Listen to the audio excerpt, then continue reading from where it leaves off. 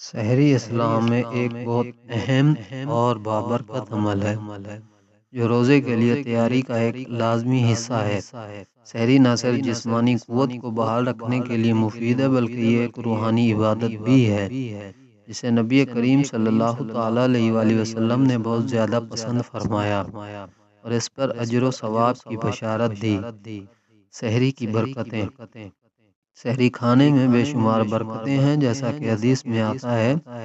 حضرت انس بن مالک رضی اللہ عنہ سے روایت ہے کہ نبی کریم صلی اللہ علیہ وآلہ وسلم نے فرمایا، سحری کھایا کرو کیونکہ سحری میں برکت ہے۔ یہ برکت جسمانی، روحانی اور دینی لحاظ سے ہے۔ سحری اللہ تعالیٰ کی خصوصی رحمت کا ذریعہ۔ سحری کرنے والے کو اللہ تعالیٰ کی خاص رحمت حاصل ہوتی ہے کیونکہ یہ ایک مبارک وقت ہوتا ہے جس میں اللہ تعالیٰ کی رحمت کے دروازے کھلے ہوتے ہیں اور دعائیں قبول کی جاتی ہیں۔ سحری فرشتوں کی دعا کا سبب۔ حدیث میں آتا ہے کہ سحری کرنے والوں کے لیے فرشتے دعا کرتے ہیں۔ نبی کریم صلی اللہ علیہ وآلہ وسلم نے فرمایا، اللہ اور اس کے فرشتے سحری کرنے والوں پر رحمت بھیجتے ہیں۔ سحری روزے میں طاقت کا ذریعہ۔ سحری کھانے سے انسان کو دن بھر کے روزے کے لیے توانائی ملتی ہے اور بھوک و پیاس کو برداشت کرنا آسان ہو جاتا ہے۔ حضرت عمر بن العاص رضی اللہ عنہ سے روایت ہے کہ نبی کریم صلی اللہ تعالیٰ علیہ وآلہ وسلم نے فرمایا، ہمارے اور اہل کتاب کے روزے کے درمیان فرق سحری کا کھانا ہے۔ یہ حدیث اس بات کی دلیل ہے کہ سحری امت مسلمہ کی ایک خاص نشانی ہے اور اس پر عمل کرنا سنت ہے۔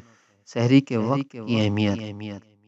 سحری کا وقت خاص طور پر اللہ تعالیٰ کی عبادت، دعا اور استغفار کے لیے بہت اہم ہے کیونکہ یہ تہجد کے وقت کے قریب ہوتا ہے۔ قرآن کریم میں اللہ تعالیٰ فرماتے ہیں، اور سحری کے وقت وہ استغفار کرتے ہیں۔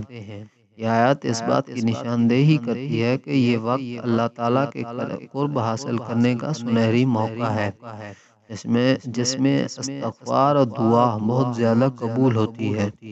سحری کے لیے آسانی اور نرمی۔ اسلام ایک آسان اور سہل دین ہے، اس لیے اگر کوئی زیادہ کچھ نہ کھا سکے تو کچھ بھی کھا لینا یا پانی کا ایک گھونٹ بھی پی لینا بھی سحری میں شمار ہوتا ہے۔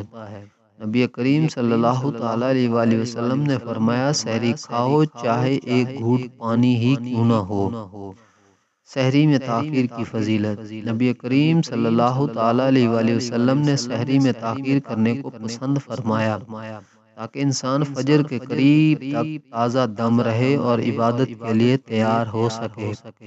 حضرت زید بن ثابت رضی اللہ عنہ فرماتے ہیں، ہم نے نبی کریم صلی اللہ تعالیٰ علیہ وآلہ وسلم کے ساتھ سحری کھائی، پھر نماز کے لیے کھڑے ہوئے تو کسی نے پوچھا، سحری اور نماز میں کتنا وقفہ تھا؟ فرمایا، تقریباً 50 آیات پڑھنے جتنا وقت۔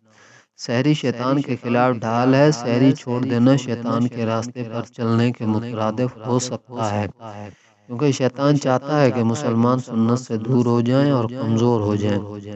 سحری شیطان کے خلاف ایک مضبوط ڈھال ہے جو روزے کو اور زیادہ طاقت بخشتی ہے۔ سحری ایک عظیم سنت اور مبارک عمل ہے جس میں جسمانی، روحانی اور دینی برکتیں ہیں۔ اس میں اللہ کی رحمت، فرشتوں کی دعا، روزے میں قوت، عبادت کا موقع اور شیطان کے خلاف تحفظ پایا جاتا ہے۔